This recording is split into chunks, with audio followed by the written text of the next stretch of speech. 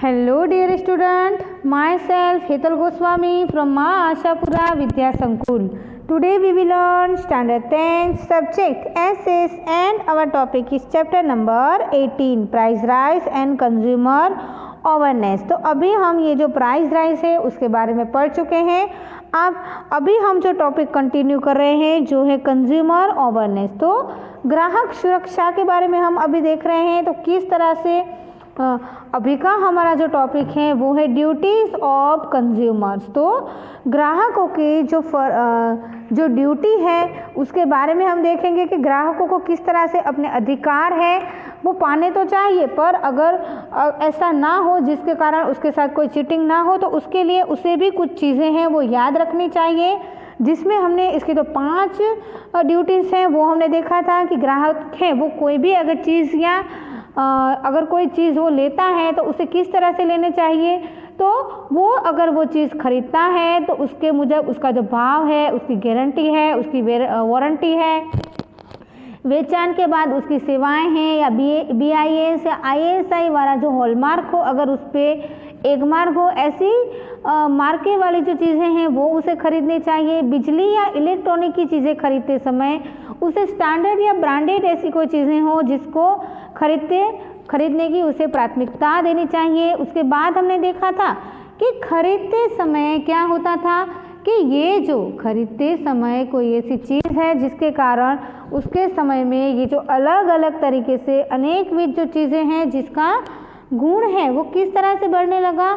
तो यहाँ पे ये जो सारी चीज़ें हैं उसको अच्छी तरह से चकास के उसे ये सारी चीज़ें खरीदनी चाहिए। उसके बाद ग्राहकों की फ़र्ज ये भी आती है कि उसके बर्तन व्यवहार के द्वारा जो विक्रेता है, उत्पादक है, वो उसे एक सज्जन और एक प्राथमिक व्यक्ति की जो तरीके की उसको रूप है उसी रूप में उसे देखें।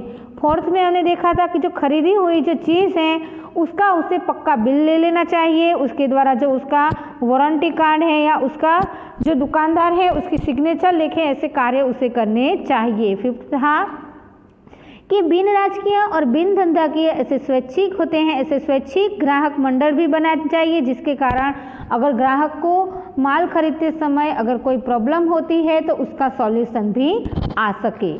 अब 6th में हम देखें तो ग्राहकों के द्वारा जो सच्ची फरियाद या संबंधित विभाग के अधिकारी के द्वारा मौखिक या लिखित स्वरूप में रजूआत की जाती है तो उसकी फरियाद निवारण के लिए व्यापक हितों की स्पर्शती हुई फरियादें हैं उसका निवारण अर्थ के द्वारा ग्राहक मंडलों के द्वारा विविध सेवाभावी संस्थाओं के द्वारा करवाना चाहिए। तो देखा आपने किस तरह से ये ग्राहकों के द्वारा सच्ची फरियाद है, संबंधित विभाग के अधिकारी हैं, मौखिक और लिखित स्वरूप के अचूक ऐसे फरियाद दिलाने वाले जो लोग हैं उसके द्वारा इसकी संस्थाओं का सहकार है वो प्राप्त हो सकता है। 7th हम देखें तो ग्राहक हैं वो अपनी बस जो चीज़ें हैं उसकी खरीदी के अंदर माल की गुणवत्ता के संदर्भ में हम देखें तो उसकी सलामती के धोरण में अनेक प्रकार से बांध छोड़ या कुछ भी करना नहीं चाहिए। क्यों? तो while purchasing a product consumer should not make any compressive without quality and product of its safety. Okay, अगर कोई चीज़ के अंदर उसकी सेफ्टी नहीं है तो उसे ऐसी चीज़ लेनी चाहिए नहीं। He should always inside on purchasing a product after checking packing, फिर है rate, date of manufacturing, batch number, weight, expiry date, name of production, address, ये सारी चीज़ों को उसे ध्यान में रखते हुए चीज़ें खरीदनी चाहिए। 8 उसकी 8वीं ड्यूटी कौन सी है? तो खरीदते समय माल है वो कैसा है?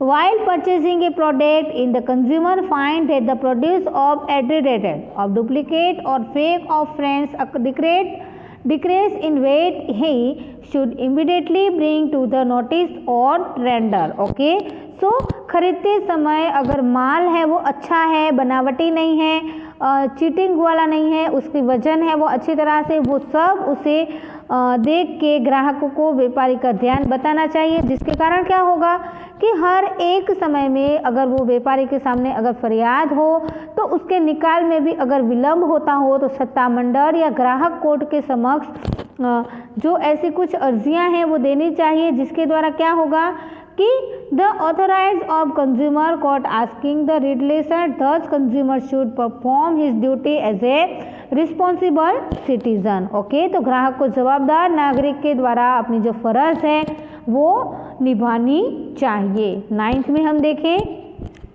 तो ये जो ग्राहक है उसे अपनी ज़रूरियात के मुजब पूर्ति मात्रा के अंदर जो चीज़ें हैं उसको खरीदने की जो बातें हैं वो करनी चाहिए। आकर्षक जाहिरात को consumer should not purchase a product in sufficient quality और number only. He should save himself from purchasing unwanted and unnecessary product by getting attracted from the advertisement or the seeing other of form से he should not waste money। तो उसके मुजब पूर्ति मात्रा की संख्याओं में जो चीज़ें हैं वो खरीदनी चाहिए। आकर्षक जाहिरात वाली जो चीज़ें हैं, सेल में से ली हुई जो बिन ज़रूरी चीज़ें हैं, जो ऐसी खरीदी से उसे बचना चाहिए और अपने पैसे हैं उसे वेस्ट करना चाहिए नहीं। तो देखा आपने किस तरह से ये जो ड्यूटी है उसके अंदर जो दुकानदार के साथ साथ जो व्यापारी तो है पर उसके साथ साथ जो ग्राहक कंज्यूमर बन के आता है उसे पर अपनी चीज़ें हैं वो अच्छी तरह से लेनी चाहिए। क्लियर। इसके बाद के पेज में आप आए तो 10 नंबर की ड्यूटी उसकी क्या है, तो वाइल परचेसिंग वो है खरीदते समय जो वज़न है उसको अच्छी तरह से यानी कि वेट स्केल है वो अच्छी तरह से उसे करना चाहिए। जो इनकम्प्लीट ऑफ मेजरमेंट तो वज़न काटा है उसे अच्छी तरह से लेना चाहिए। तोल माप के साधन है, इलेक्ट्रॉनिक इंस्ट्रूमेंट मस्ट है, इलेक्ट्रॉनिक जो यंत्र है उसे भी अच्छी तरह से परख के ग्राहक को लेने चाहिए। फिर हम देखें तो वेदर दे आर करेक्ट और not, a consumer should make sure whether the looks of measurement have been tested and verified by a investigation office or not। Okay, तो ऐसी जो चीज़ें हैं जो मेजरमेंट वाली है उसको नियमित तरीके से हमें परख कर और टाइम टू टाइम अधिकारी को बताते हुए वो चीज़ अच्छी है या नहीं उसकी जो कंफर्मेशन है वो कर लेनी चाहिए। जो साधन हम हर साल प्रमाणित करने में ना आते हों, तोलमाप अधिकारी के द्वारा, कानूनी माप विज्ञान के द्वारा, नियामक ग्राहकों के द्वारा स्थानीय कचहरियों के अंदर संपर्क लेके उसका ध्यान है वो देना चाहिए। अगर ज़रूर पड़े तो फरियाद भी करनी चाहिए और जागरूक और जवाबदार ग्राहक के द्वारा अपनी जो फ़र्ज है वो भी निभानी चाहिए। क्लियर। इसके बाद का जो टॉपिक है वो है 11 नंबर की जो ड्यूटी है उसे हम देखेंगे। तो ग्राहक के हर घर में जो गैस सिलेंडर आता है उसे सील को अच्छी तरह से तपासना चाहिए, वो बंद है या नहीं वो भी उसे देखना चाहिए। उसका जो वज़न है वो चेक करना चाहिए। रिक्शा या टैक्सी में अगर हम बैठते हों तो उसका मीटर 0 से स्टार्ट करा के जो मीटर का भाव प्रमाण है उसी प्रमाण से हमें बैठना चाहिए। जो पेट्रोल है, डीजल है, सीएनजी है, वैसे गैस भराने वाले जो इंडिकेटर पर 00 मीटर रीडिंग देख के ही गैस जो पेट्रोल है, डीजल है, सीएनजी है वो हमें भरवाना चाहिए। उसके बाद हम देखें तो जो घासलेट है, जो केरोसिन आता है उसको खरीदते समय भी उसके जो मापिका के अंदर अगर वो जो देखें तो अगर उसके अंदर झाग बैठ जाए तो उसका जो माप है वो पूरा भरवा के ही खरीदने का आग्रह करना चाहिए। हाँ, फिर हम देखें तो जो मेज़रमेंट करने का जो तराजवा होता है उसे स्टैंड पे अच्छी तरह से लटका के जो मेज़रमेंट है वो अच्छी तरह से वेट है वो अच्छी तरह से करवाना चाहिए। फिर हम देखें तो when scale in held in hand there are changes of cheating, तो इसी तरह से हाथ में लेके तराजवे के वज़न को गैर रीति में लेके छेतरने की शक्यता सबसे ज़्यादा बढ़ जाती है। क्लियर। तो इसके बाद हम देखें तो 12 नंबर पे क्या है, तो रेलवे है, बैंक है, बीमा है, टेलीफोन है, सुधराई है, हॉस्पिटल है। ऐसी सेवाओं की बेदरकारी में भी हमें अच्छी तरह से शारीरिक, मानसिक और आर्थिक रूप से हमें जो वरदान मिलना चाहिए उसका वरदान हमें ग्राहक फोरम में से मिल जाता है। इसके द्वारा ग्राहक मंडलों के द्वारा फरियाद करवानी चाहिए। चुकाने की जो विगतें होती हैं, उनके जो वरदान होते हैं, उसके जो समाचार होते हैं वो स्थानिक टीवी चैनल, वर्तमान पत्र प्रकाशित करवा के ग्राहकों के द्वारा जो ग्राहक को जो अन्याय हुआ है और उसे जो मिला हुआ जो न्याय है वो उसे सभी को जानने को मिले और अन्याय से भोग बनना जो लोग बनते हैं उसे भी हम अटका सकते हैं। इसी तरह से ग्राहक जागृति और ग्राहक शिक्षण कार्य जैसे कार्य हैं वो हमें करने चाहिए। क्लियर। ग्राहक शिक्षण के द्वारा ग्राहक जागृति के तमाम कार्यक्रम झुंबेश, फिर देखें तो ग्राहक मंडल के द्वारा योजना में आए थे शिविर है, परिसंवाद है, सेमिनार है, उसमें उत्साह भीड़ जुड़ के समाज के अंदर ग्राहक सुरक्षा के क्षेत्र के अंदर जागृति लाना, उसके अभियान को यथाशक्ति मदद हमें करनी चाहिए। क्लियर। तो ये जो टॉपिक था ये थे जो ग्राहकों की यानी कि कंज्यूमर की ड्यूटीज़ थी, उसके बारे में देखा कि किस तरह से अगर जो ग्राहक है वो दुकानदार के पास अपनी जो चीज़ें खरीदने जाता है तो उसके साथ साथ उसे अच्छी तरह से देख परख के ये जो सारी चीज़ें हैं वो खरीदनी चाहिए। क्लियर। इसके बाद का हम जो टॉपिक देखें तो वो है मेजर्स ऑफ कंज्यूमर प्रोटेक्शन यानी ग्राहक सुरक्षा के जो उपाय हैं उसके बारे में हम देखें तो ग्राहक सुरक्षा क्षेत्र के अंदर 4 प्रकार के उसके जो मेजर्स हैं वो यहाँ पे दर्शाए गए हैं। पहला इसमें है A3 यानी कि 3 यानी कि ट्रिब्यूनल कोर्ट्स यानी कि त्रिस्तरीय अर्ध न्यायी जो अदालतें होती हैं उसके बारे में है।